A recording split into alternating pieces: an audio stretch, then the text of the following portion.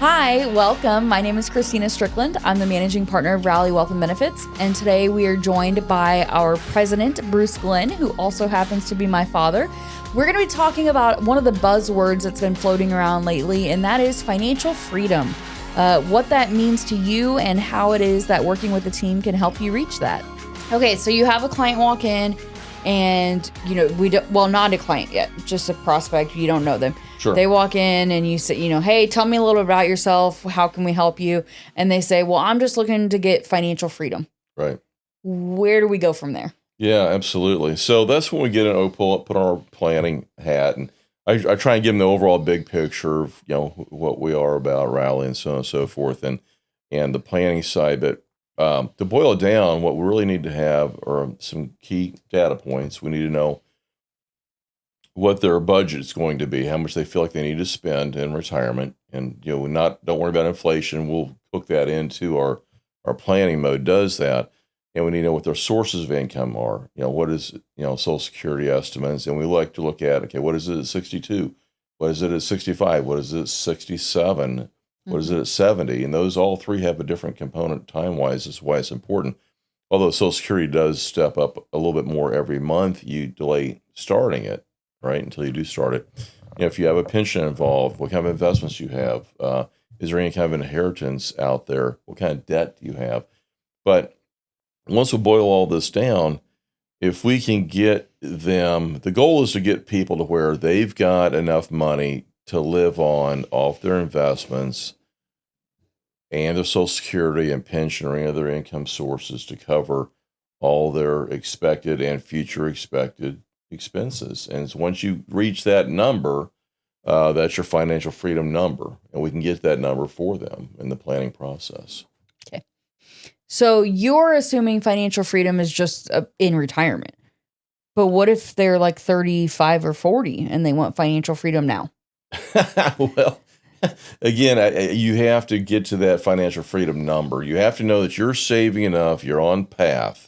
Doesn't mean you have to have it today, but you've got to be on path that you're saving enough, along with if you're getting a match from your 401k at work or a pension or something else, or if your debt's going to be, hopefully paying down and gone, these type things. You have to know that your track you're on is going to get you to the number that you can retire when you want to retire, or we may have to modify, your retirement a little bit. I completely disagree.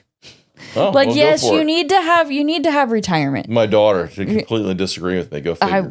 We wouldn't be related if we didn't disagree. Here's the thing. Yes, financial freedom in retirement, but I'm talking about hey, I want to know that when I'm 40 and I need to replace my roof, that's not going to financially ruin me. Right. Financial freedom to me is I can sustain an emergency. Yeah, you got the right insurance in place. Take vacations. I can send my kids to college. Yes, I want retirement, but I think about retirement as like my crock pot. Yeah. I put the food in the morning. Mm-hmm. It's cooking on low during the day while I'm at work, and I come home and dinner's ready. Right. I want retirement to be on autopilot. What do I need to be doing today as an earner right now to not have a total catastrophe over, we live in the Midwest. There was a tornado. Yeah. Or there was hail on my car. My house out the lake. Right. Those are, to me, let's take off the retirement hat for a minute. Yeah. What does it look like before retirement? Well, it goes back to what we've talked about, some of the other programs. You've got to have, your monthly in and out money account for everything you need to have and be realistic about what your expenses are. You've got to have an emergency fund. And then you need to put, I call it envelopes accounts aside for these other things are going to happen. Life's going to happen. You're going to have an emergency on the roof, or you're going to have to trade cars. A lot of our clients actually have an additional account opened up, and they nickname it card account or whatever the case might be. But you've got to have that stability and that financial buckets. The financial bucket theory is really what I feel like gives you that peace of mind where you feel like you can handle most anything that gets thrown at you. So what's an appropriate emergency fund? How long do you think? I'm glad you asked that, because there's so much of the cookie cutter stuff out there that's on the radio or TV or whatever. The basically what you're looking for is, in my mind, and you have to look at how stable is your career Are you married? Is there two incomes or not? And how likely is it that both of you or one of you may lose your job and be out of work for a while? So my rule of thumb is, if both of you are working and it's fairly stable career, I think 3 months is probably enough. But what you're looking for is enough money backing you up to cover your expenses if something were to happen. If you're a family earner, then I think 6 months is definitely, more needed. That's just me, just because the likelihood of both you losing a job at the same time isn't as likely. So, you hear, unless you work at the same place. right. Hopefully you have different jobs. You hear the 3 to 6 month just thrown out there, but that, to me, that's what that means is, are the two incomes, how stable are the incomes, that type of thing. Well, and I think what's so dangerous is that sometimes there's even one size fits all answers of specific dollar amounts. A very, very, very popular dollar amount. Totally irrelevant. Yeah, I hear, hey, you should have $1,000 in your emergency fund. And here's the thing: in like the 80s and 90s, that probably made a lot of sense. I don't know what I could buy for $1,000. I couldn't put tires on my car. Yeah. I couldn't put tires on my car. I could pay a deductible at the emergency room, but that's about it. Deductible for your insurance if you get into an accident. Right. So I think it's very dangerous to have specific dollar amounts. So I like your approach of, hey, your bills. Yeah. What do you make? Somewhere between 3 to 6 months of that. Right. And because that's so specific, right? I mean, if I need $3,000 a month, then great. 3 months of that is $9,000. If I need $5,000 a month, 3 months is $15,000. So kind of look at that number. So here's the thing I would just say as we're evaluating financial freedom. Yes, we need to have something in motion for our long-term plans, but more urgently, 3 to 6 months in an emergency fund. A bucket outside of that for, hey, I'm going to need to buy a new roof, or I don't have a car payment right now, but I'm going to want to buy a new car in the next several years. And that can be a sleeve out of your investment account also. Maybe it's a certain type of investments we're doing that are a lot more stable. Yes. That have better growth, historically speaking, than what the bank does. So it doesn't have to be not in XYZ stock. Right. I would challenge you on the use of the word stable, but that's okay. Right. Something that's less growth oriented and something that's more moderate. And here's the thing that I think is really important.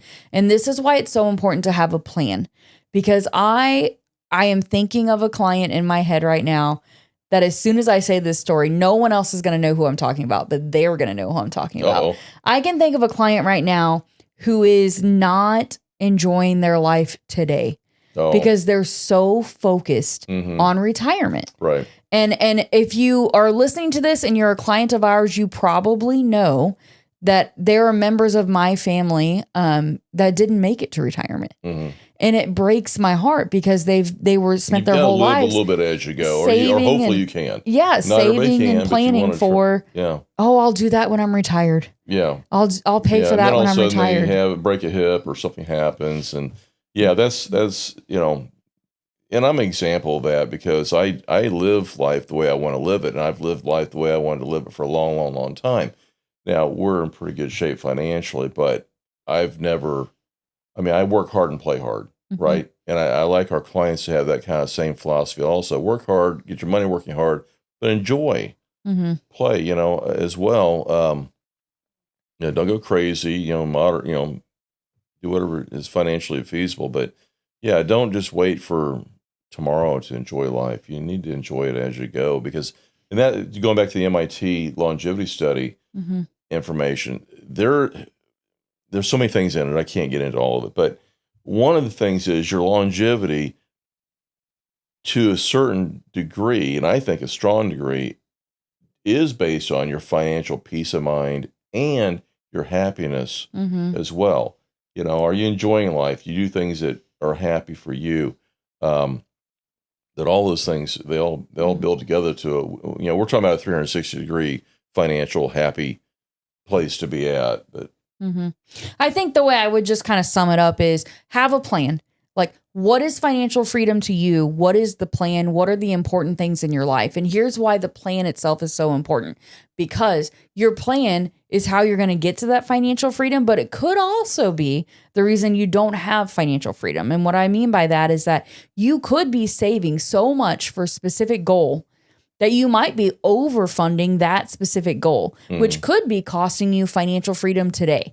And so I'll just share one quick story real quick. If you have student loan debt, college debt, car debt, things like that, that are preventing you from having a quality lifestyle right now, but you're also on track to way overfund retirement, or to way overfund sending kids to college, or to way overfund buying your home, let's take a look at that plan. How many dollars each month need to be earmarked towards specific goals that allow that quality of life today? Because it's not just about what life looks like when you're 65. It's also, do you enjoy life in your 30s, 40s, and 50s? That's just as important, if not maybe more important, because it could lead to that longevity later on. So in general, when we're discussing financial freedom, let's look at what are your specific goals.